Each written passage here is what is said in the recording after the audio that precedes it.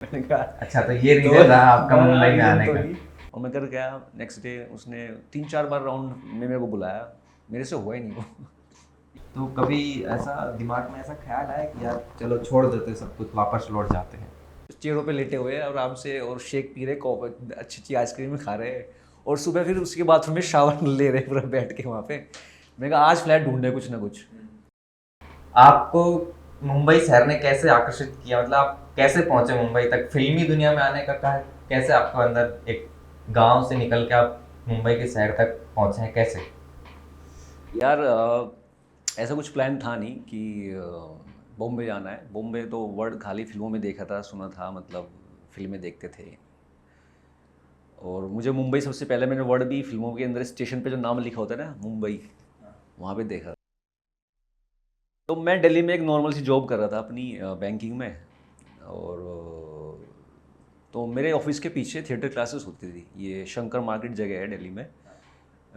तो वहाँ पे ये थिएटर क्लासेस होती थी। तो मैं शाम को अपने ऑफिस के बाद वहाँ से निकलता था, तो मैं देखता था लोग सड़कों छतों पे रिहर्सल करते थे और चिल्लाते थे। मैंने कहा यार ये कर क्या रहे हैं। और मैं हिंदी बैकग्राउंड से आया हूँ ना, तो मेरे अंदर कॉन्फिडेंस भी था उस टाइम का, और मैं मार्केटिंग की जॉब में था।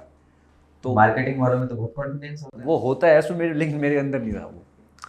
तो मेरे को लगा चलो यार एक दिन मैं गया ऐसे वहाँ पे देख लेता हूँ, थिएटर देखा, लोग देखे। तो मुझे लगा यार तो अच्छी चीज़ है यार, कम से कम अगर एक्टिंग, तो मेरे माइंड में थी नहीं कि एक्टिंग करनी है। मेरे माइंड में ये था कि मेरे को ना मेरी जो पब्लिक स्पीकिंग है, लोगों को फेस करना, वो सब चीज़, कम्युनिकेशन। हाँ कम्युनिकेशन अच्छा हो जाएगा और कॉन्फिडेंस आ जाएगा। तो मैं ऐसे रैंडम वहाँ पे चला गया और देखा उनकी, पूछा उनसे सर ऐसे ऐसे, तो उन्होंने बोला कि आ जाओ थिएटर ज्वाइन कर लो आप। और वहाँ पे वो फीस भी नहीं लेते, वो बहुत अच्छे टीचर थे, वो फ्री में सिखाते हैं, उनका अपना पैशन है, फॉलो कर रहे हैं, लोगों को सिखा रहे हैं। तो बस वहीं गया, मेरे को बड़ा मज़ा आया देख के लोग कैसे लोग। मतलब वो एक्टिंग वाली दुनिया, वो फिल्मी दुनिया, मतलब आपको ऐसा सपने। फिल्मी दुनिया का तो उस टाइम पे वो थॉट माइंड में आती नहीं कि चल फिल्मी दुनिया है क्या, बट ये था कि यार जितने फ्रीली लोग मूव करे स्टेज पे, और कितने मतलब अपने आप को एक होता एक्सप्रेस है कि करना। कोई स्टेज पर आर्टिस्ट है, तालियां हाँ बज रही है तो एक वो हाँ खींचता है वो वो अपने और, हाँ, कि हाँ ऐसा कुछ हो सकता है, बिल्कुल मेरे लिए बिल्कुल। भी ऐसा हो सकता है। और मेन चीज़ है कि आप कुछ भी बन सकते हो, स्टेज पे जाओ और फ्रीली कुछ भी करो यार तो ये वो। आपने कब स्टार्ट किया? तो मैं 2-3 दिन तो ऐसे ही गया मज़े करने के लिए, वहाँ पे लड़कियाँ वड़की भी आती थी तो मैंने कहा, अच्छा, तो ये तो रीजन रहा आपका हाँ मुंबई में रीज़न आने तो का। ही। तो थोड़ा चिल करने के लिए मैं गया, 2-3 दिन मेरे को मज़ा आया, पर मेरे अंदर कॉन्फिडेंस नहीं था कि मैं स्टेज पे जाऊँ। तो जो हमारे टीचर जी थे, गुरु जी थे, उन्होंने बोला भाई आप खाली बैठ के मज़े नहीं ले सकते, आपको करना पड़ेगा। तो फिर मैं ऐसे ही, उन्होंने मुझे एक छोटा सा रोल दिया और कर दिया लोगों के बीच में खड़ा। ये तो हो गई दिल्ली की बातें, लेकिन मुंबई कैसे आए आप?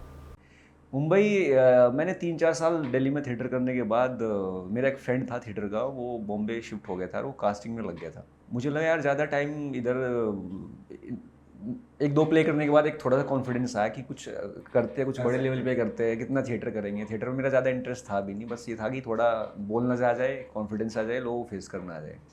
तो वो दिल्ली में एक फ़िल्म की कास्टिंग करने आया हुआ था, सात उचक्के करके एक मूवी थी मनोज वाजपेयी की। और तो उसकी दिल्ली में ही सारी कास्टिंग हो रही थी, और मेरे ऑफिस के नीचे ही कास्टिंग हो रही थी। तो मेरा फ्रेंड ने मुझे बताया, सनी नाम है उसका, सनी डागर कास्टिंग करता है अभी, अच्छा बड़ा डायरेक्टर बन गया अब तो कास्टिंग। उसने बोला ऐसे ऐसे कि एक रोल है तो उसके लिए ऑडिशन देता। मेरी लाइफ का फर्स्ट ऑडिशन था वो, और मैं अपने ऑफिस आवर में लंच तो ब्रेक, पहला ऑडिशन ही आपने मूवी के लिए दिया? पहला ही ऑडिशन मूवी का था। और मैं गया और उसने मेरा ऑडिशन देखा, तो डायरेक्टर को मैं पसंद आया बहुत, मेरी लुक पसंद आई, मेरी एक्टिंग तो हो ही नहीं थी। लुक तो आपके वाकई में सेक्सी है। तो उसने बोला यार मुझे एक ऐसा ऐसा बंदा चाहिए और तू उसके लिए ऑडिशन कर। और मैंने किया और मेरा हो गया उसमें। मतलब उसने फर्स्ट राउंड में, उसको बहुत अच्छा लगा, डायरेक्टर मेरे को पर्सनली मिलने के लिए बुलाया, बोला यार जो मेरा कैरेक्टर है उस पर तो बहुत सही जा रहा है और मैं तू ही चाहिए मेरे को, बट एक्टिंग का देख लेना। तो मैंने बोला सर मैं एक्टिंग ज़्यादा की नहीं है अभी, थोड़े दिन पहले थिएटर वेटर किया है। कह रहा कोई नहीं, बस तू लाइन्स ले जा और उसको रट्टा मार ले, बस ऐसे कुछ दिमाग में डिसाइड मत करना। और मैं कर गया नेक्स्ट डे, उसने 3-4 बार राउंड में मेरे को बुलाया, मेरे से हुआ ही नहीं वो। अभी तक की कहानी देखे तो हम लोग जो फिल्मी फेसेस पे करते हैं स्ट्रगलिंग, आपको तो स्ट्रगल हुआ ही नहीं, आपने तो तुरंत, आपको तो मूवी के अंदर रोल वो दिया। स्ट्रगल क्या, सबसे बड़ा स्ट्रगल हुआ है जब आपको बिना स्ट्रगल के कुछ पार्ट मिल जाए, और वो जो पार्ट होता है ना, वो आपके अंदर एक छोटा सा इल्यूजन क्रिएट कर देता है कि यार आप तो बहुत बड़े एक्टर हो, आपको तो ये हो जाएगा वो हो जाएगा। वो सबसे बड़ा इल्यूजन, वो उसको ना ब्रेक करना होता है। वही कॉन्फिडेंस था जो मेरे को बॉम्बे ले आया। मुझे लगा मैंने तो फर्स्ट ऑडिशन ब्रेक कर लिया, मैं तो एक्टर बन गया, अब तो मैं आता हूँ, अब मेरे को क्या सीखना, मेरे को तो कौन से आता है। साल में आप बॉम्बे पहुंचे? मैं पहुंचा 2015 के आसपास में बॉम्बे आया था। मतलब आपको अराउंड 10 साल होने को आए हैं बॉम्बे। हाँ 10 साल मेरा ऑन ऑफ रहा है, मेरा ऐसा नहीं रहा कि मैं फिक्स हो Continue गया। बॉम्बे में नहीं हाँ आया। मैं 3 महीने रहा, फिर चला गया, कुछ समझ में नहीं आया। मतलब पैशन को लेके आप एकदम सीरियस पैशन अब मेरे अंदर ऐसा था नहीं एक्टिंग करनी, एक्टिंग करना कुछ ऐसा करना है। मेरे को ये था कि ठीक है ग्लैमर दुनिया है, थोड़ा चमक धमक देखी थोड़ा हो गया, हाँ तो उसमें मैं आ गया। तो वही है बस, अपना शुरू हो गया। मेरा फर्स्ट ऑडिशन हुआ, छोटा शूट किया मैंने, मेरे को बड़ा रोल तो मिला नहीं उसमें। डायरेक्टर ने बोला कोई नहीं मैं तेरे को लेकिन कुछ तो कुछ दूंगा तेरे से, तू वो कर पा नहीं रहा है जो मेरे को चाहिए, और वो मेरे से हुआ भी नहीं था ऑनेस्टली। तो वो मूवी में आपने काम नहीं किया? मैंने किया, उसमें एक छोटा सा पार्ट मुझे मिला, उन्होंने एक छोटा सा पार्ट दिया कार सेल्समैन का। और मेरे साथ के मेनन सर का के साथ मेरा सीन था, बहुत बढ़िया एक्टर है वो। उनके साथ मतलब सीन उनके साथ खड़ा ही होना बहुत बड़ी बात है सीन में। तो बस मुझे ये था कि यार के मेनन के साथ सीन करने को मिलेगा, बस इतना, बस फिर क्या लाइन भी हो ना हो बस खड़े काफ़ी है यार। तो ये बात है 2015 की? 2013 की। मैंने वहीं दिल्ली में शूट किया था उनके दिल्ली में साथ। एक दिन का शूट था, और भाई वो लाइफ का सबसे मतलब अजीब ही, वो वहाँ से जर्नी शुरू हुई बेसिकली। तो फिर बताइए थोड़ा कि कब मुंबई आए, मुंबई में कैसे स्टार्ट किया, कैसे कैसे लोगों से मिले, क्या हुआ? मैंने फर्स्ट पहले तो मैंने फैमिली को बताया नहीं, क्योंकि एक्टिंग का थोड़ा सा हम लोग गाँव। चलो एक बार फैमिली पे आ जाते हैं। फैमिली में कौन कौन है, क्या क्या है? फैमिली में यार मैं टिपिकल फार्मर फैमिली से हूँ, और मेरे पापा वैसे साइंस ग्रेजुएट है अपने टाइम के, बट उन्होंने सब कुछ जॉब वॉब नहीं की, गवर्नमेंट जॉब मिली थी छोड़ छाड़ के, उन्होंने बोला मेरे को भाई खेती बाड़ी करनी है। उनको फिर मैं था उस टाइम एमबीए कर रहा था, मेरा डिस्टेंस लर्निंग, और मेरा मार्केटिंग की जॉब थी मेरी। तो मेरा प्लान भी यही था कि यार एमबीए करूँगा, जॉब करता रहूँगा, कुछ ऐसा था नहीं। और उनको यही पता था कि मैं दिल्ली में एक जॉब कर रहा हूँ, नौकरी कर रहा हूँ छोटी मोटी, वो ये सब था बेसिक चीज़ें। फिर जब से वो एक्टिंग का थोड़ा सा पैशन आना शुरू हुआ, तो मैंने घर वालों को बताया नहीं। मुझे एक डर सा था कि यार एक्सेप्ट नहीं करेंगे, क्योंकि मेरे इस एरिया से कोई इंडस्ट्री में ज़्यादातर ये प्रॉब्लम होती है, और एक्टिंग को कोई जॉब नहीं मानते। नहीं मानते, वो भांडों का काम बोलते, भांड बोलते, कहते भांड है ये, तो रिस्पेक्ट भी नहीं है ना। तो और ये बोलेंगे यार इतने साल से बेटा को तो बाहर पढ़ा लिखा रहा है यार, कुछ कर नहीं रहा है वो। तो यही है, मैंने बताया भी नहीं, मैंने झूठ बोल के उनको मैं बॉम्बे आया था। मैं ये बोल के आया था कि मेरी जो जॉब है मैं बॉम्बे में लग गई है, उसी कंपनी मेरे को ब्रांच मेरे को ट्रांसफ़र कर रही है वहाँ पे। और मैं जो मेरी थोड़ी बहुत सेविंग थी, जो मैंने पैसा वैसा कमाया था, वो मैं इकट्ठा करके बॉम्बे आ गया था। बॉम्बे में आपने कहाँ रहना शुरू किया? मेरे को यार एक वही मेरा एक फ्रेंड था, उसने उसके थ्रू, उसके पहले तो उसके फ्लैट पे गया मैं, फिर उसने मुझे किसी के यहाँ पे स्टे करवाया 2-3 दिन। फिर उसने ढूंढा कि तेरे को मैं फ्लैटमेट, वहाँ पे ऐसे होता है, आप बजट इतना महंगा है यहाँ पे। तो एक वर्सोवा विलेज करके जगह है, एक बहुत गाँव है, तो वहाँ पे एक कोई साउथ अन्ना रहते थे उसमें, तो उनके साथ फिर। और वो मेन चीज़ सबसे फनी पार्ट ये था कि उस बंदे को ना हिंदी आती ना इंग्लिश आती। तो फिर आपने उनके साथ कैसे कम्युनिकेट किया? अब वो हम सनी ने मिलवाया, सनी मेरे दोस्त था कि ये दोस्त है अपना, उनके साथ मैं चला गया। वो अल्लाह अल्लाह करता था, ऐसे कुछ करता था, और तो मैंने ठीक है। और वो बंदा क्या करता था, डीओपी या कुछ करता था वो, और वो पूरा रात को चिल्ड बियर लेके आता था। और सूर्य टीवी कोई देखता था साउथ का, वो अपनी आईपैड पे लगा के और बियर रख के हंसता रहता है ऐसे अल्लाह अल्लाह करता रहता। तो तुम उसके साथ रह रहे हो, तुम्हें साउथ इंडियन कोई भी कुछ नहीं, मेरे को लैंग्वेज नहीं आती, मैं खाली उसको समझने की कोशिश कर रहा हूँ यार, इस बंदे के एक्सप्रेशन से समझने की कोशिश कर रहा था। ये बोल क्या रहा है, क्या कहना क्या चाहता है। हाँ ना में बस बातें होती थी। और उसकी गर्लफ्रेंड आती थी एक, तो जिस दिन गर्लफ्रेंड आती थी तो वो मेरे को बोलता है मैं समझ गया, मैंने कहा उसकी बात कि वो आएगी तू बाहर जाने का, ऐसे ऐसे इशारे करता था। मैं कहा हाँ वो आएगी, मैं बाहर जाऊँगा। कितने दिन आपने वहाँ पे? मैं उसके साथ रहा कम से कम 1 महीना, और अच्छा बंदा था, बहुत प्यारा इंसान, एज अ पर्सन बहुत अच्छा था वो। खाली कम्युनिकेशन नहीं हो पाता कम्युनिकेशन था बस, नहीं तो ऐसा एक होता है ना नेचर बिहेवियर से उसको पता चल जाता है कि बंदा कितना प्यारा है। तो फिर क्या हुआ, मैं आया तो मेरे थिएटर के दोस्तों के फ़ोन आने शुरू हो गए कि हम भी बॉम्बे आ रहे हैं। तो मैंने बोला भाई बॉम्बे एकदम बताओ, प्लान करो चीज़ें, यहाँ ऐसे फ्लैट नहीं मिलता, मैं भी ऐसे रह रहा हूँ। तो कह रहे नहीं आना है, कंट्रोल नहीं हो रही एक्टिंग नहीं वो खींचता है शहर, ये सपनों का शहर है। और मैंने भी उनको वापस जाके थोड़ा बीच से क्या क्या है, तुम अगर बॉम्बे से वापस लौटते हो तो अगर तुमने यहाँ 1% कुछ चीजें देखा है तो तुम उसको 90% करके वहाँ बता। हाँ वो थोड़ा मैं थोड़ा हवा मैंने थोड़ी हवा बांधी, मैं बीच में घूम रहा हूँ, वर्सोवा जो बीच है वहाँ घूम रहा हूँ, वहाँ से कुछ photos वीडियो कॉल दिखाए की। होंगे उनको। मैं कहा ये देखो सनसेट, तो उनके दिमाग में सनसेट देखते आ रहे बी और बीच सनसेट।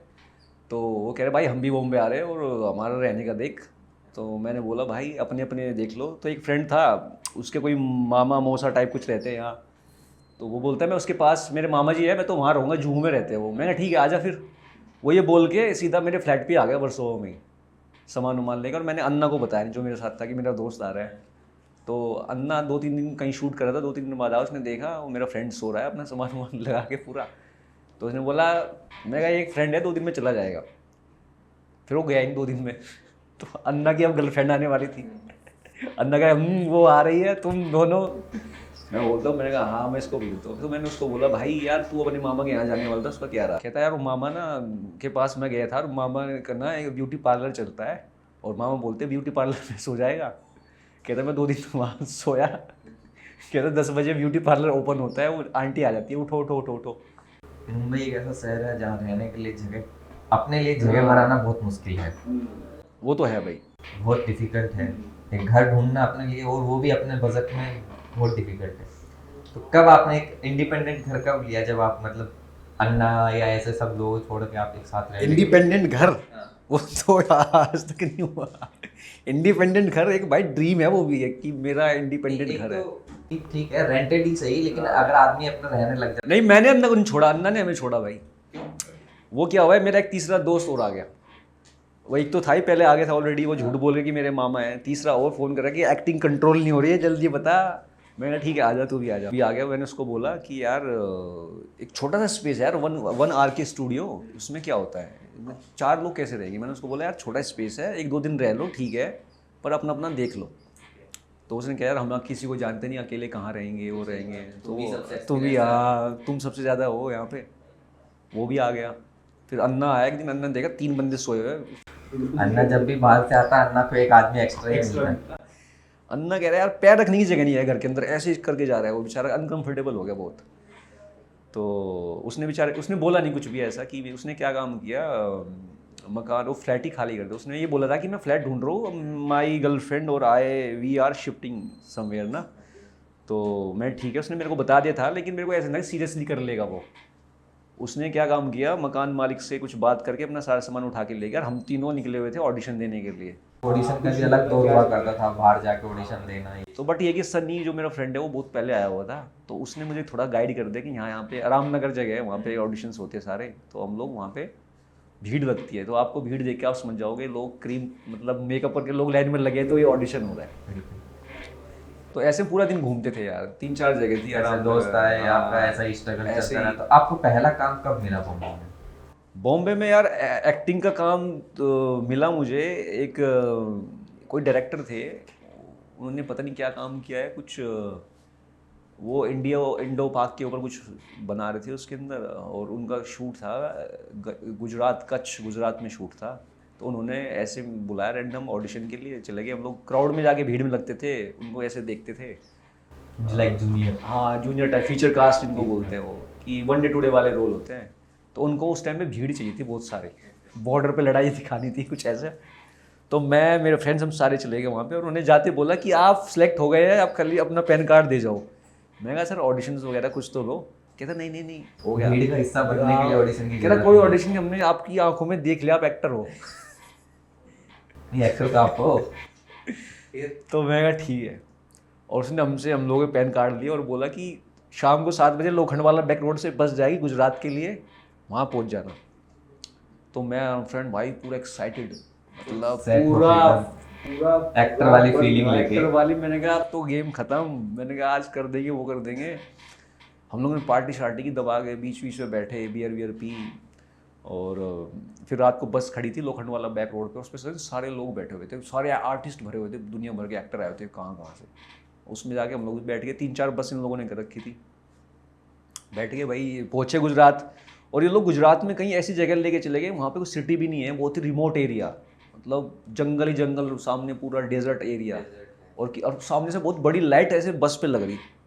तो किसने बोला ये पाकिस्तान बॉर्डर है यार, ये लोग वो तस्करी कर रहे हैं, ह्यूमन तस्करी हो रही है यहाँ पे, और आपको पाकिस्तान भेजा जा रहा है। तो मैंने कहा नहीं नहीं नहीं, कर दिया, प्रैंक कर दिया अरे आपके प्रैंक नहीं, डर गए सारे पूरे, मतलब किसी ने prank किया, किसी लेकिन ने आप बोल दिया होगा फट आप गई। लोग सीरियस हो गए। मैंने कहा यार घर वालों को भी पता चलेगा हम तो पाकिस्तान आ गए। मैंने कहा ये तो मारे गए, और सब डर गए, सबकी पूरी बस एकदम चुप हो गए पहले सारे, चिल्ते सब चिल्ला सब के में कर राज गुजरने का। पूरे एक्साइटेड थे, और जैसे किसी ने बोला कि तुम लोग तो पाकिस्तान में एंटर कर गए हो, अब तो भाई सब डर गए वहाँ पे पूरा। तो चिल्लाना शुरू कर दिया, भाई छोड़ो निकालो हमें, जाओ वापस भेजो, ऐसे ऐसे। फिर आया कोई आगे से बंदा, उसने बस रोकी, उसने बोला क्यों चिल्ला रहे हो, ईपीवीपी होगा वो प्रोडक्शन वाले बंदे। कहता, फिर मैंने कहा भाई ये कहाँ जंगल में लेके आ गए यार, आप बोले थे होटल में स्टे है, तो धर्मशाला भी नहीं है इधर। तो कह रहे पहले खाना खाओ आप लोग, बाद की बातें बाद में। तो उन लोगों ने पूरा खाने वाने का पंडाल संडाल सब सेट कर रखा था, वहाँ गए, खाना वाना, खाना भी उनका बहुत बेकार क्वालिटी का यार, पता नहीं क्या खाना वाना बनाया, भूख ही मर गए लोग, डर इतने गए थे वहाँ, भूख ही नहीं लग रही, मैंने कहा भूख नहीं लग वो रही। इसीलिए तो डायलॉग दिया गया था कि लोग कम खाना खाएं। फिर वहाँ से बात की, तो मैं और मेरा फ्रेंड था, हम लोगों ने प्लान किया यार, मैंने कहा एक अंदर से ना इंस्टिंक्ट, एक अजीब सा नेगेटिव चीज़ फील आ रही थी कि ये सब नहीं कर, ये करता नहीं है, यहाँ से चलते हैं। तो हम लोग तो बोले होटल पे स्टे करेंगे, तो उन लोगों ने कोई धर्मशाला दी थी, बहुत गंदी टूटी फूटी सी, वहाँ पे एक ही रूम के अंदर 4 लोग, ना बाथरूम ना कुछ। तो अजीब सी फीलिंग है कि अजीब अजीब सा डर रहा। तो मैंने फ्रेंड को बोला, मैंने कहा भाई मैं तो वापस बॉम्बे जा रहा हूँ, रात को यहीं से ट्रेन बस पकड़ के, मैं नहीं करूँगा ये। तो उसने बोला हाँ मैं भी जा रहा हूँ। एक तीसरा और था मेरे साथ, तो कह रहा है मैं भी जा रहा हूँ। मैं कहा तू क्यों जा रहा है, तो कर काम करते हो तो एक्टिंग करनी है। कहते नहीं तुम लोग जा रहे तो मैं भी जा रहा हूँ। मैं कहा नहीं नहीं भाई तू कर ले, तू रुक जा।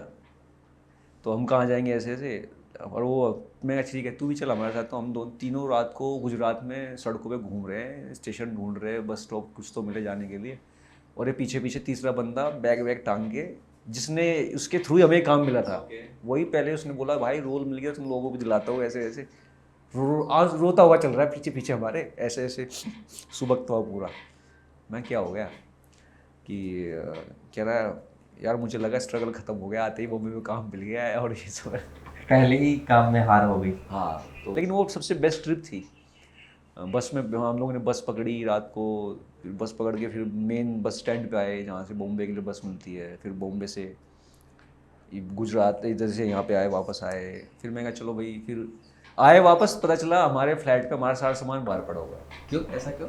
जो अन्ना था वो मकान मालिक से वो अपना डिपॉजिट लेके चला गया, और मकान मालिक ने लॉक करके फ्लैट सामान बाहर रख दिया। और तो हम आए सीधा, अन्ना को मैंने फ़ोन किया, अन्ना फ़ोन ही नहीं उठा रहा है। तो फिर मकान मालिक से मिले, मैंने कहा ऐसे ऐसे। तो मकान मालिक बोलता है कि भाई वो तो ले गया मेरे से पैसे, डिपॉजिट ले गया, मेरे को फ्लैट खाली हो गया, उसी का वही था फ्लैट में, अब तो तुम अपना सामान देखो। हमने बोला यार रात को कहाँ जाएंगे, रात के 3-4 बजे हम आए थे इधर। तो एक जो मेरा दोस्त था ये कैफ़े कॉफ़ी डे में काम करता था उस टाइम पे, हाँ, तो इसको बोला मेरे पास कैफ़े की चाबी है कैफ़े में चलते हैं। हम लोगों ने सामान उठाया, इसके कैफ़े में गए, तो सारी चेयर्स मिला के हम लोगों ने वहाँ पे सोने का बनाया, कुर्सियाँ होती ना जो। और रात को इसने मेरे को भाई आइसक्रीम वगैरह उसकी जो कैफ़े के अंदर होता है, हम वहाँ पे शेक बना बना के पिए रात के 4 बजे। ये गुजरात से आने के बाद हाँ, टीवी भी चलाया रात को, शेक टीवी चलाया जो कैफ़े के अंदर होता है, उस पर चेयरों पे लेटे हुए हैं आराम से, और शेक पी रहे, अच्छी अच्छी आइसक्रीम खा रहे हैं। और सुबह फिर उसके बाथरूम में शावर ले रहे पूरा बैठ के वहाँ पे। मैंने कहा आज फ्लैट ढूंढे कुछ ना कुछ। तो ये बॉम्बे का मेरा एंट्री करते ही फर्स्ट एक्सपीरियंस यही था। तो ये आपका रहा गुजरात का सफर, पहला एक्सपीरियंस आपका पहले शूट का, जो आपने शूट ही नहीं किया। चलो आगे बढ़ते हैं। अब ये बताइए, जैसे दिल्ली से जब आप आए थे तो कुछ प्लान करके आए थे कि मेरे को फिल्में करनी है, वेब सीरीज करनी, उस टाइम तो खैर वेब सीरीज का इतना दौर नहीं था, वेब सीरीज करनी है, फिल्में करनी है, या कुछ टीवी सीरियल करना है। उस टाइम पे टीवी सीरियल का भी एक अच्छा खासा दौर चल रहा था, ऐसा कुछ प्लान किया था? नहीं ऐसा कुछ प्लान ऐसा तो कुछ था नहीं। अब जो लोग ऑलरेडी बॉम्बे में था, मेरा फ्रेंड था, उसने जो बता दिया उसके थ्रू ऐसे ही होता है ना, माइंड में पहले हम लोग एक इमेज बना लेते हैं कि यार उसने बोला कि हाँ पे चीज़ें ऐसी है वैसी है, और जब आप बॉम्बे आते हो पूरा एकदम से उसका ना अपोजिट निकलता है। तो वो सरप्राइजिंग फैक्टर वही होता है कि मैं सोच के आया था यार, इतने एक मेन चीज़ तो क्या है यार, इतनी छोटी छोटी जगह है ना रहने का। हाँ, अब जैसे हम लोग गांव से आते हैं, गांव में क्या चीज़ है कि बड़े बड़े घर होते हैं हमारे, पूरा जैसे हरियाणा में कहते हैं जितना यहाँ पे RK1 BHK इतना तो हमारा भूसवाड़ा है। तो मेरे दिमाग में स्पेस को लेके कभी ये चीज़ थी नहीं कि यार वहाँ पे रहने का कैसे है, क्योंकि मैं पहले टाइम से बहुत बाहर रहा हूँ, और मैं कॉलेज टाइम पे भी मैं हॉस्टल में PG में था वहाँ पे, तो मैं ट्रेंड था उस चीज़ में रहने में। लेकिन एक समस्या बहुत बड़ी ये आई होगी, जब दिल्ली से आए तो एक सपनों का अलग दुनिया बना के आए होगे कि यहाँ जाके ये करेंगे, एक ऐसी बड़ी गाड़ी होगी, बड़ा बंगला होगा, ऐसा कुछ सपने सबके होते हैं जो भी आर्टिस्ट बनने आते हैं। लेकिन मुंबई की हकीकत से जब आपने वाकिफ हुए कि हाँ यार ये एक्चुअल में क्या स्ट्रगल फेस करना पड़ा, डिफिकल्टीज बहुत सारी रही होंगी। डिफ़िकल्टीज़ तो यार नो डाउट बहुत ज़्यादा है, और वो कभी ख़त्म होती ही नहीं। बॉम्बे में आप कितने भी कुछ भी बन जाओ, एक डिफ़िकल्टी वो हर टाइम है। मेरे एक सर है थिएटर के, वो हमेशा ये बोलते थे, जिनके साथ मैंने सबसे पहले काम किया था, कि लाइफ में प्रॉब्लम्स ख़त्म होती ही नहीं है, बस प्रॉब्लम्स ना अपना फेस चेंज करती रहती है। तो आप अगर इस चीज़ में रहेंगे कि प्रॉब्लम है तो आप फंस जाओगे। लेकिन आपने उन सब प्रॉब्लम्स, जो भी डिफिकल्टीज आपके सामने रही, उन सबको कैसे डील किया? एक होता है ना कि एक बंदा 10 साल से बॉम्बे में स्ट्रगल कर रहा है, बॉम्बे में रह रहा है, तो उसके पीछे भी एक बहुत लंबी कहानी होती है कि उसने कैसे सब फेस किया होगा, कैसे वो रहा होगा, कैसे उसने खाया होगा। एक डेली एक्सपेंस, एक आर्टिस्ट के लिए डेली एक्सपेंस का अरेंज करना बहुत डिफिकल्ट है बॉम्बे में। क्योंकि मैं भी बॉम्बे में रहता हूँ, मुझे भी पता है, मैं भी फिल्मी दुनिया से बिलोंग करता हूँ, मुझे पता है कि कैसे काम मिलता है और महीने में कितने दिन काम मिलता है। तो वो सब एक्सपेंस कैसे अरेंज किया, कैसे क्या और कुछ काम किया नहीं किया, क्या आपकी डिफिकल्टीज रही और आपको उनको, आपने उन डिफिकल्टीज को कैसे फेस किया? मैं ये जानता था कि कुछ लोग जो अभी बॉम्बे आने का प्लान कर रहे हैं तो उनको एक्चुअल में पता चले कि यहाँ पे सीन क्या है, क्योंकि टीवी पे दिखने वाली दुनिया और हकीकत की दुनिया बहुत अलग है। ये आप जानते हैं, मैं जानता हूँ, लेकिन जो लोग अभी आना चाहते हैं उनको नहीं पता है कि हकीकत में कैसा सब फेस करना पड़ता है। तो वही सब चीज़ें कुछ जो आप बता सके कि हाँ ये मेरे को एक्चुअल में फेस करना पड़ा और ये चीज़ें को मैंने ऐसे डील किया। यार किसी भी बंदे के लिए जो इंडस्ट्री में आ रहा है, किसी भी इंडस्ट्री में जा रहा है, वो फिल्म इंडस्ट्री में, तो दो जो मेजर प्रॉब्लम्स हैं वो ये, एक तो उसके पास पैसा नहीं है, या तो फैमिली बैकग्राउंड स्ट्रॉन्ग नहीं है, दूसरा है कि पेशेंस नहीं है उसके अंदर। मेरे को ऐसा लगता है, मेरे खुद ही एक्सपीरियंस है कि 2P are very important, patience और पैसा। एक भी आपके पास नहीं है, आप यहाँ नहीं टिक सकते। स्टार्टिंग में मेरे को लोगों ने बोला कि भाई यहाँ पे नेटवर्किंग से काम मिलता है, और आपके अगर कॉन्टैक्ट्स नहीं है तो आप काम नहीं कर पाओगे। और ये सच भी है, ऐसा है, हाँ। और लेकिन फिर आप बहुत सारे एग्जांपल देखते हो, बहुत सारे एक्टर्स हैं जो जिन्होंने अपनी मेहनत से, हार्ड वर्क से काम किया है, तो फिर वो चीज़ भी गलत हो जाती है वहाँ। नहीं है, ऐसा कुछ नहीं, खाली नेटवर्किंग आपको कैमरे के सामने खड़ा कर सकती है, परफॉर्म तो आपको ही करना है। एक्टिंग स्किल्स तो आपकी ही काम आने वाली। 100%। तो वही है, मेरे साथ भी ये दिक्कत थी। जब तक मेरी सेविंग थी, मैं फ्री माइंड था, चिल कर रहा था, घूम रहा था और सब कुछ था। जब जो 2-4 महीने, 4 महीने, 5-6 महीने वो ख़त्म हो गई, तो फिर मेरे को ऑल्टरनेटिव ढूंढना था कि भाई ऐसे कोई जॉब वगैरह हो, क्योंकि घर वालों को बता नहीं रखा था। घर वालों को तो बोला हुआ है कि ऑलरेडी जॉब जॉब चल रही है, पैसे पैसे वैसे है, दिक्कत नहीं है।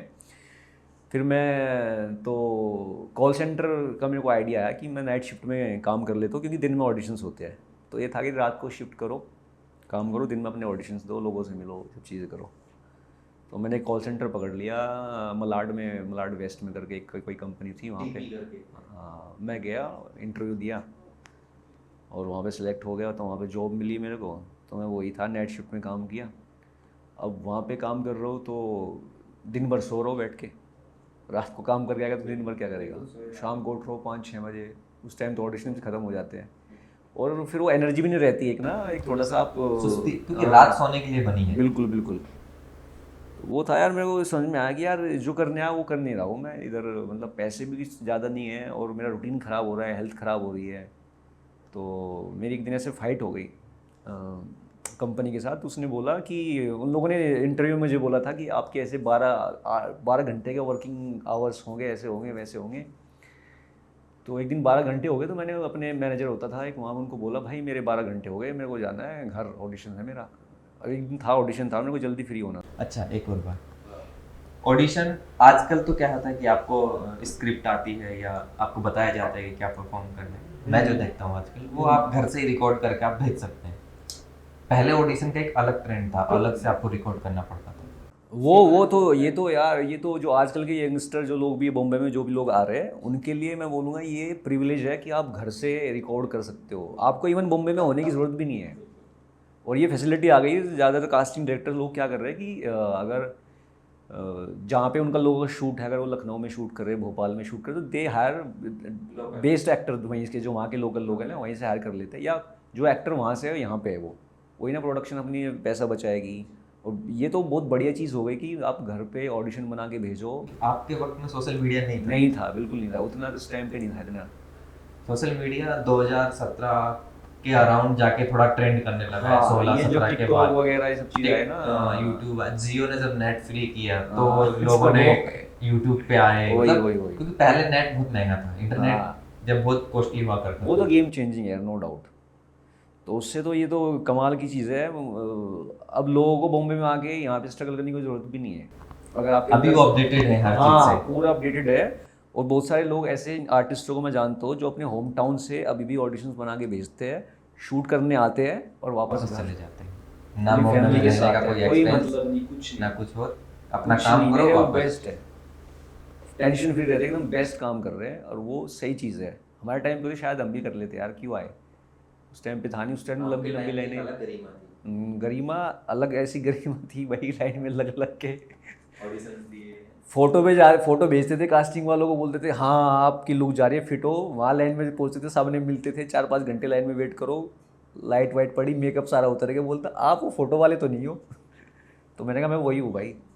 लेकिन पहले तो सिर्फ मेकअप उतरता था, आजकल तो फिल्टर का जमाना है। आजकल तो फिल्टर है और भाई अलग ही चल रहा है मैटर। आजकल तो समझ से बाहर है चीज़ें, पता नहीं चल रहा है हो क्या रहा है। ठीक है, अपने अपने रास्ते लोग हैं भाई, जो जैसे ढूंढता है, जैसे काम करता है। अभी एक बहुत बड़ी प्रॉब्लम है, जो बाहर के लोग हैं, अपन अंदर के लोग भी जानते हैं, कास्टिंग काउच। ये एक इसका एक लोगों के अंदर एक अलग व्यू बना हुआ है, कास्टिंग काउच। कोई किसी तरीके से लेता है, कोई किसी तरीके से लेता है। तुम्हें कास्टिंग काउच से तुम्हारे उसके ऊपर क्या ओपिनियन, क्या राय है, और तुम कैसे देखते हो उस चीज़ को? कास्टिंग काउच है, मैं मना नहीं कर रहा हूँ, कास्टिंग काउच नहीं है, अभी भी है। शायद अब कम होगा क्योंकि चीज़ें इतनी टेक्निकल, इतनी एडवांस हो गई ना। हाँ, अवेयरनेस भी हो गई है लोगों के पास। और पहले लोगों को पता नहीं था इन चीज़ों के बारे में ना। कास्टिंग काउच बेसिकली उन लोगों के साथ ही होता है, एक तो जिनको पता नहीं है इंडस्ट्री के बारे में, काम कैसे होता है, जो बाहर से आए, नए लोग आए हैं। और कास्टिंग काउच के ना बहुत सारे मीनिंग है। कास्टिंग काउच ऐसे नहीं कोई आपसे फिजिकल फेवर मांग रहा है। कास्टिंग काउच ऐसे होते हैं कि आपको बोलते हैं कि आर्टिस्ट कार्ड बनवा लो, और एक तरह का स्कैम, स्कैम। मतलब आपसे पैसे लेने हैं उनको, और लोगों को सपने दिखा देते हैं कि हम आपके साथ ये काम कर रहे हैं, एक फेक स्क्रिप्ट बना देंगे, फेक डायरेक्टर बना देंगे। तो भी कास्टिंग काउच का पार्ट ही है। और फिजिकल फेवर का तो है ही। वो उस टाइम पे जब मैं आया था उस टाइम बहुत ज़्यादा था वो, क्योंकि वहाँ पे क्या अपॉर्चुनिटी कम थी, वेब सीरीज़ नहीं थी इतनी सारी, ओटीटी का जमाना नहीं था। तो अब क्या है, कम हो गया। वो होगा, अभी भी होगा, पता नहीं है, लेकिन उस टाइम पे था। और वो अभी भी, अब पता उसका कोई आइडिया ज़्यादा मेरे को है नहीं। आपको कभी ये कास्टिंग काउच को लेके कुछ फेसेस करना पड़ा? कास्टिंग काउच ना एक प्रोसेस है जिसमें दोनों पार्टी शामिल होती है, कास्टिंग काउच करने वाला भी और कास्टिंग काउच का जो होता है वो भी। खाली एक बंदे से कास्टिंग काउच होता नहीं है। मैंने एक उस टाइम कास्टिंग भी की है बॉम्बे में, एज अ कास्टिंग डायरेक्टर भी काम किया, मैंने असिस्टेंट इंटर्न किया है। तो वहाँ पे बहुत सारे लोग आते थे ऑडिशंस देने, और मैंने कुछ लड़कियों के ऑडिशंस किए जो आपको कैमरे के सामने खड़ा होकर आपको बता देती है कि मैं I am ready for casting couch. Okay.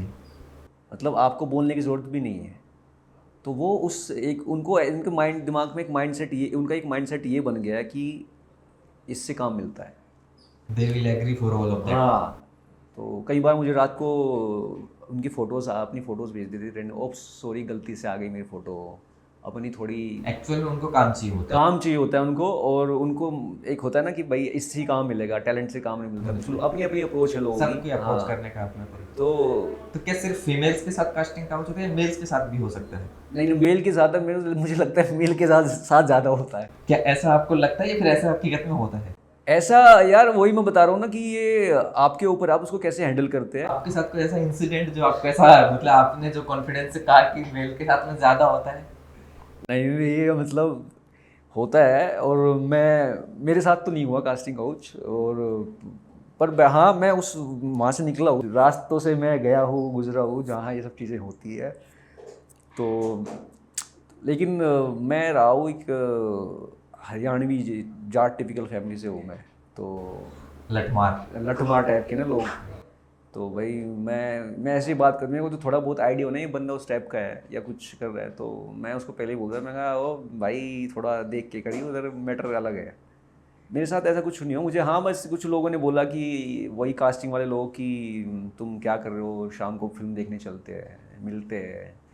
तो मैं बोल देता था यार मैं बिज़ी हूँ, मेरा थिएटर क्लासेस होती है, मैं आ नहीं पाऊँगा। तो वो लोग आपको ऑफ़र करते हैं कि मैं आपको ये रोल दिला देता हूँ, बट आप मेरे साथ इन सेंस कास्टिंग हो जो फिजिकल में, तो उनको क्या है अटेंशन दो, उनके साथ घूमो फिरो, ये चीज़ें भी होते हैं, इनवाइट करते हैं, बहुत सारे लोग होते हैं। चलो ये तो हो गई आपकी फिल्मी दुनिया। अब आता है आपकी रिसेंटली थोड़े दिन पहले वेब सीरीज रिलीज हुई थी विरोध करके एमएक्स प्लेयर पे। उसके बारे में कुछ बताइए, कैसे उसमें आपको कास्ट किया गया? ये मुझे जो भी एक्टिंग का काम मिला है सारा ऑडिशन से ही मिला है। कुछ लोग बोलते नहीं ऑडिशन से काम नहीं मिलता, तो मेरे को तो सारा काम ऑडिशन से ही मिला है। अब डेली बेसिस पे audition डेली हो रही है। बेसिस पे मैं ऐसा कुछ, मेरे कुछ नेटवर्किंग तो मेरी ज़ीरो है ना, मैं ज़्यादा लोगों को जानता ना लोग मुझे जानते। और मैं थिएटर बॉम्बे आने के बाद मैंने थिएटर बिल्कुल बंद कर दिया था। दिल्ली में भी तो आप जो भी काम कर रहे हैं सिर्फ ऑडिशन वो के मैंने बेसिस पे? स्क्रैच से किया है शुरू से ही, जहाँ से रैंडम मुझे जिसको भी ऑडिशन आता है मैं करता हूँ, देता हूँ। और विरोध का भी ऐसे होता है, लॉकडाउन के टाइम की बात है, कोविड चल रहा था और लॉकडाउन होने से पहले मैं बॉम्बे में इसका ऑडिशन दे के गया था। हाँ, तो मैं घर पे था लॉकडाउन में पूरा, और वहीं से उन लोगों ने शॉर्ट लिस्ट किया था मुझे, और वहीं से मुझे रोल मिला था। किसी दूसरे रोल के लिए गया था, फिर उनके बाद उनको समझ में आया कि नहीं इसमें डाल देते हैं, तो फिर दूसरा ऑडिशन हुआ, 2-3 ऑडिशन लिए उन लोगों ने, फिर उसमें काम मिला, और लॉकडाउन में ही हमने तो शूट किया था ये। उसके अंदर देखा कि आपका बहुत ही नेगेटिव रोल है, आप एक अमीर बाप के बिगड़े शहजादे बने हुए हैं। तो क्या आपकी पर्सनल लाइफ में भी वैसा कुछ झलकता है या फिर वो सिर्फ रील की दुनिया है? पर्सनल लाइफ में बड़ा शरीफ आदमी हूँ, ऐसा कुछ नहीं है। मैं योगी आदमी हूँ, मेरा थोड़ा नेचर है, थोड़ा योगैनिक टाइप का नेचर है, मतलब मैं योगा टीचर भी हूँ। तो जब स्ट्रगल चल रहा था मेरा बॉम्बे में, तो मैंने ऑल्टरनेटिव ढूंढे जॉब्स के, कॉल सेंटर से काम नहीं हुआ, मैंने कुछ ऐसा काम ढूंढना पड़ेगा। फिर मैं रात को क्लब्स में भी गया जहाँ पे 10-8 घंटे आप काम, वेटर का काम के लिए गया मैंने कहा वेटर कर लेता हूँ यार, कोई नहीं, स्ट्रगल है, मैंने कहा कर लेते हैं, कुछ नहीं, कुछ पैसे आएंगे वो होगा। वो भी काम नहीं मिला उससे। मैं एक जगह गया था, उन्होंने बोला कि आप वेटर बनने के हिसाब से बहुत बड़े हो और ज़्यादा एक्सपीरियंस है आपके पास, आपको रख नहीं पाऊँगा मैं। मैंने बोला मैं करूँगा यार, मैं टेबल साफ़ करूँगा, ड्रिंक सर्व करूँगा, मुझे प्रॉब्लम नहीं है। कहता नहीं नहीं मुझे अच्छा नहीं लगेगा कि 20 साल का लड़का आपका सीनियर आपसे काम करा रहा है, करा रहा है। मैं ठीक है। फिर मैंने एडीबी किया कुछ टाइम के लिए, मैंने कहा असिस्टेंट, मतलब कभी हाँ, कास्टिंग। वो एक आर्टिस्ट लोगों के लिए एक वो है कि वो सब लोग एडी में जाते ही हैं, जब अगर आर्ट का कुछ एक्टिंग का कुछ काम नहीं है तो एडी कर सकते हैं, उनसे उनके कॉन्टैक्ट्स बनते हैं।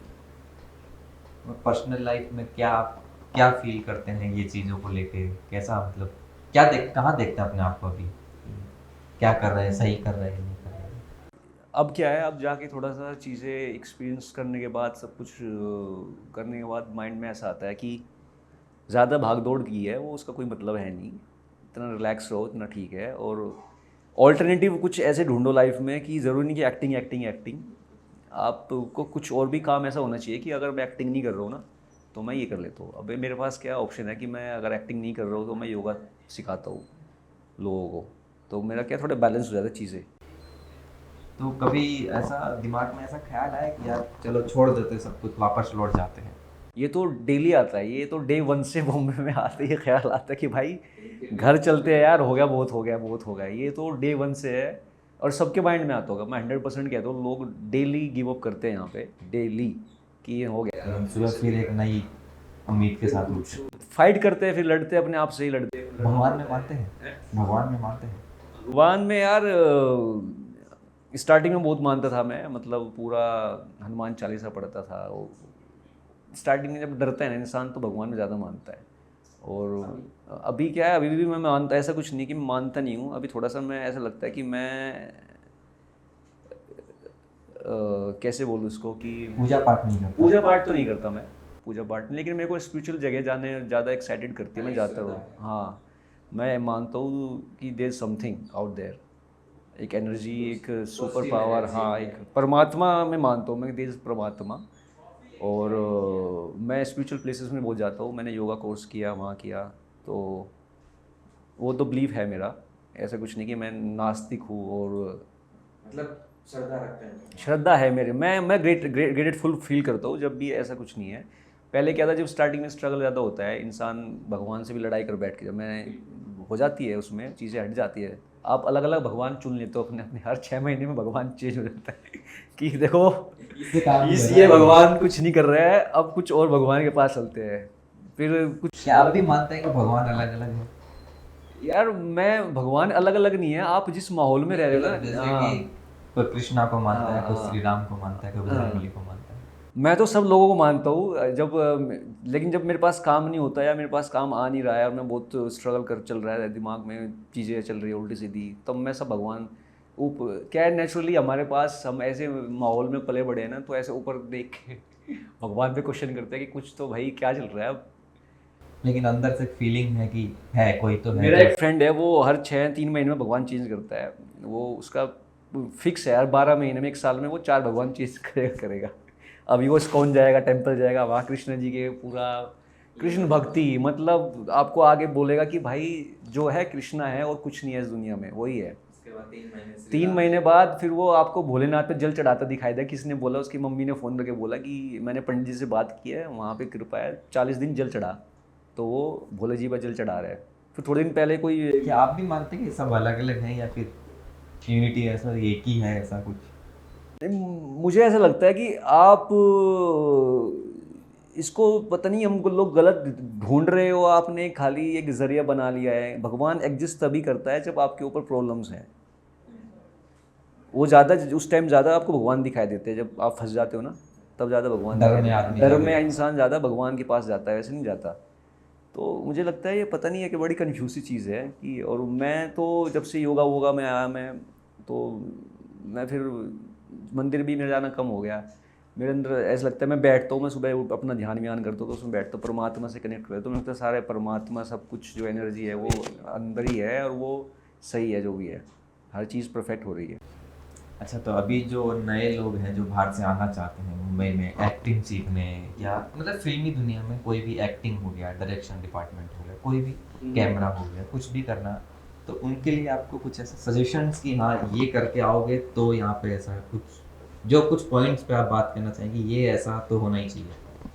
देख, मैं अपने एक्सपीरियंस में, ये जो मेरा खुद एक्सपीरियंस, अगर मैं अपने आप को एडवाइस दूँ, दूसरों को नहीं, अगर मैं अपने 10 साल पहले जो मैं बॉम्बे में था और मैं उसको अगर एडवाइस देना चाहूँ तो मुझे क्या करना चाहिए, तो मैं ये बोलूँगा, आप जिस भी फील्ड में जा रहे हो ना, उस फील्ड को पकड़ के रखो और उसको आप ना ईमानदारी के साथ करो, अपना पैशन फॉलो करो अच्छे से, ईमानदारी के साथ, उसके साथ ईमानदार रहो, मैं बेसिकली ऑनेस्टी के साथ रहो, जुड़े रहो, जो भी कर रहे हो अपने दिल जो से भी कर करो। रहे हो दिल से करो, और हमेशा अपने जो नेचुरल आपके इंस्टिंक्ट है ना, जो भी, उसको आप जिस चीज़ के टूवर्ड्स, मेन चीज़ तो आपको ये ढूंढना है कि आपको करना क्या है। लोग बॉम्बे में एक्टर बनने आते हैं या कोई भी आते सारे एक्टर ही है। आप प्रोडक्शन कोई भी काम कर लो, कैमरे वाला भी एक्टर ही है, आपका डीओपी सब भी एक्टर, डायरेक्टर भी एक्टर ही है, आपका साउंड वाला भी एक्टर ही है। सेट पे आप किसी से मिल लो, कोई ये नहीं बोलेगा मैं एक्टर नहीं हूँ, सब एक्टर बनने ही आए थे। बट ये है कि भाई पैसे नहीं है, सपोर्ट नहीं है, तो अपने अपना डिफरेंट डिफरेंट फील्ड में चले गए।